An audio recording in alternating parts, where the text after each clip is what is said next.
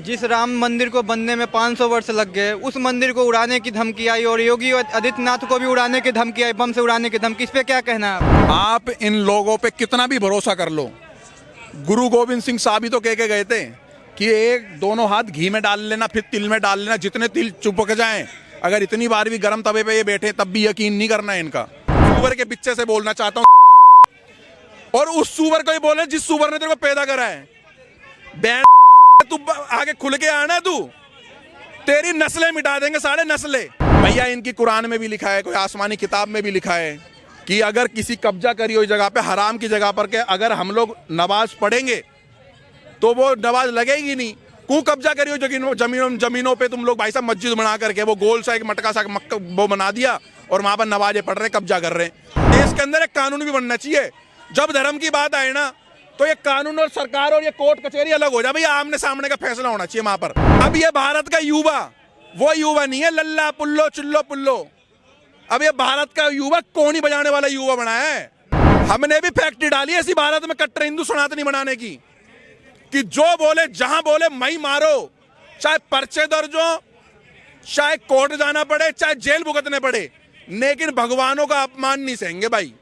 जिस राम मंदिर को बनने में 500 वर्ष लग गए, उस मंदिर को उड़ाने की धमकी आई और योगी आदित्यनाथ को भी उड़ाने की धमकी आई, बम से उड़ाने की धमकी। इस पे क्या कहना है आप? हाथ जोड़ करके विनती है, मैं आपका भाई विजय कट्टर हिंदू, मेरी बात अगर समझ आती है तो आगे ये मैसेज फॉरवर्ड कर देना।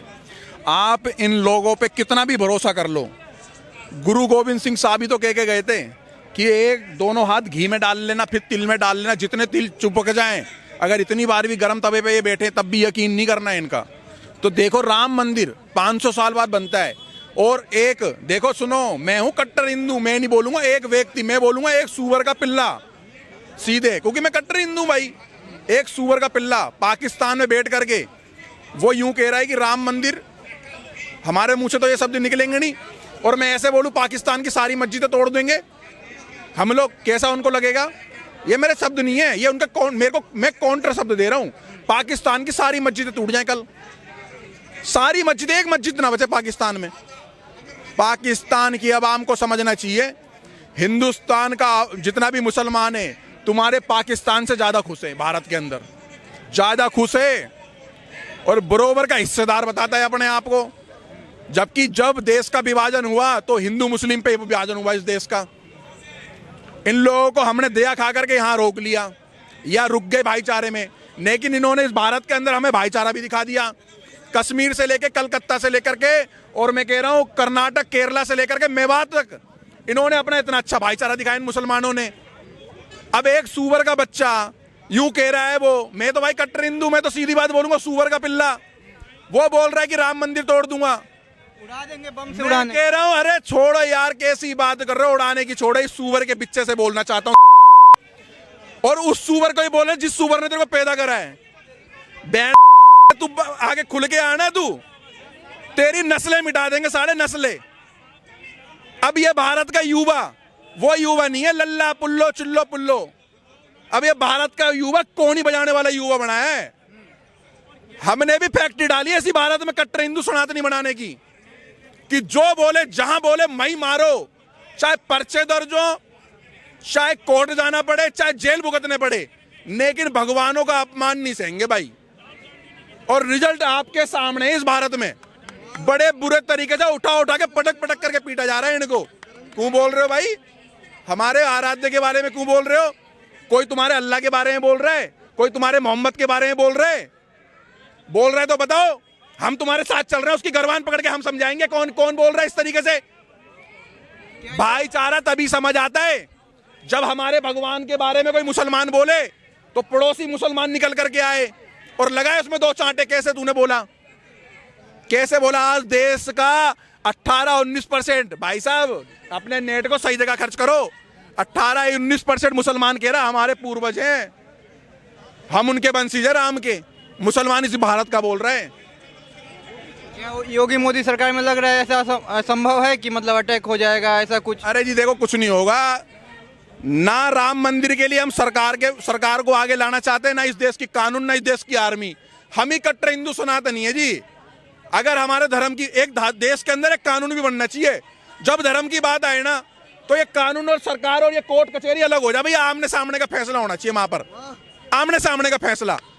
फिर वो थाने चले जाते हैं, भैया हमारे धर्म के बारे में बोल दिया, थाने वाले पर्चा दर्ज करके कोर्ट में डाल देते हैं और कोर्ट से वो सुअर जेल में चले जाता है और फिर वो हमारे टैक्स के पैसों से खाना खाता है। वो आमने सामने उसी टाइम हो जाना फैसला। और दूसरी बात बताऊं मैं, इस देश का जो असली मुसलमान होगा, सच्चा मुसलमान होगा, तो इस बार हम भी अपने पड़ोसी मुसलमान के दरवाजे पे देखेंगे 22 तारीख को कितने दिए जला रहे हैं, कितना भाईचारा है हिंदुस्तान के हिंदुओं। 22 जनवरी को क्यों जलाएगा? 22 जनवरी को दिवाली थोड़ी ना है। अरे भैया क्या बात कर रहे हो, 500 वर्ष के बाद, अरे यार कोई 10-12 साल के बाद भी बच्चा यार विदेश से आता है तो इतना तुम लोग खुश होते हो। 5 साल के बाद दुबई से आ रहा है, अमेरिका से आ रहा है, यूरोप से आ रहा है, इतने खुश होते हो यार, इतनी पार्टियां वाटियां करते हो। आराध्य आ रहे 500 साल के बाद यार। हिंदू के घर में ही जलेंगे ना भैया, क्यों? तो फिर मुसलमान का क्या भाईचारा बताओ? चलो बताओ ये मुसलमान है क्या भाईचारा? फिर क्या भी ढोंग वाला भाईचारा? गंगा जमुना की तहजीब कहाँ गई? कहाँ गई गंगा जमुना तहजीब? आज इन मुसलमानों को अपने आप को हिंदुओं के सामने प्रेजेंट करने का अच्छा एक ही मौका है कि सारी मस्जिदों के, जिन कश्मीर की मस्जिदों से बोला था इन हिंदुओं को, काफिरों को मारो, इस पूरी भारत की और कश्मीर की उन्हीं मस्जिदों से ऐलान करें कि 22 तारीख को दिए जलाएंगे। नहीं तो हमारे जख्म आज तो छोड़ो, जब तक जीवित है इस देश में, चाहे 1 घंटे के लिए जीवित है, चाहे 25 साल 50 साल के बाद जीवित है, 50 साल तक जीवित है, लेकिन ये घाव रहेंगे हमारे बीवी बच्चे, हमारे परिवार की हिंदू बहन बेटियों की इज्जत ही नहीं लूटी। इज्जत लूटने के बाद बीच में से भी 2 टुकड़े करे इन्होंने। तो राम मंदिर से इनको क्यों दिक्कत है? मस्जिद हटा के मंदिर बन गया, इस वजह से क्या वजह है इनके? भैया इनकी कुरान में भी लिखा है, कोई आसमानी किताब में भी लिखा है कि अगर किसी कब्जा करी हुई जगह पे, हराम की जगह पर के अगर हम लोग नमाज पढ़ेंगे तो वो नमाज लगेगी नहीं। क्यों कब्जा करी हुई जमीनों पे तुम लोग भाई साहब मस्जिद बना करके वो गोल सा एक मटका सा वो बना दिया और वहां पर नमाजें पढ़ रहे, कब्जा कर रहे हैं। एक बार बताओ, ये जो राम मंदिर का मुद्दा है, इतने सालों से क्यों चल रहा था भाई कोर्ट में? हिंदुओं को ये समझ ही नहीं आया, हिंदू को नैरेटिव ही नहीं समझ आ रहा था कि भाई ये तो हमारे भाई है मुसलमान, हिंदू मुस्लिम भाईचारा, गंगा जमुना की तहजीब। तो उस गंगा जमुना की तहजीब और उस भाईचारे को क्यों भाई कोर्ट में रगड़ा गया? वो बैठ करके फैसला हो सकता था ना इस चीज का। आप बताओ ना, भारत के, अरे आप नेशनल म्यूजियम चले जाओ ना, आप इसी दिल्ली के भारत की राजधानी दिल्ली के अंदर नेशनल म्यूजियम चले जाओ, आपको सारी चीजें तथ्यों पे मिल जाएगी वहां पर। आप बताओ, काशी के अंदर एक मस्जिद है वहां पर बगल में, क्या कर रही है वो मस्जिद वहां पर? जन्मभूमि के बगल में मस्जिद है, क्या कर रही है वो वहां पर? इसीलिए ना ऐसे बयानबाजी आ रही है, मस्जिद हटा के फिर मंदिर, फिर मथुरा पे आप आ जाएंगे, फिर वहां पे मस्जिद हटाएंगे। भैया और भी तो भारत में मस्जिद है, किसी की बात कर रहे हैं? मेरी बात सुन लो भैया, सीधी सी बात है, अगर तेरी 100 गज की जमीन पे अगर कब्जा नहीं छुड़वा सकता ना ये संविधान और कानून, तो इस संविधान और कानून पे भरोसा करने की क्या जरूरत है भाई?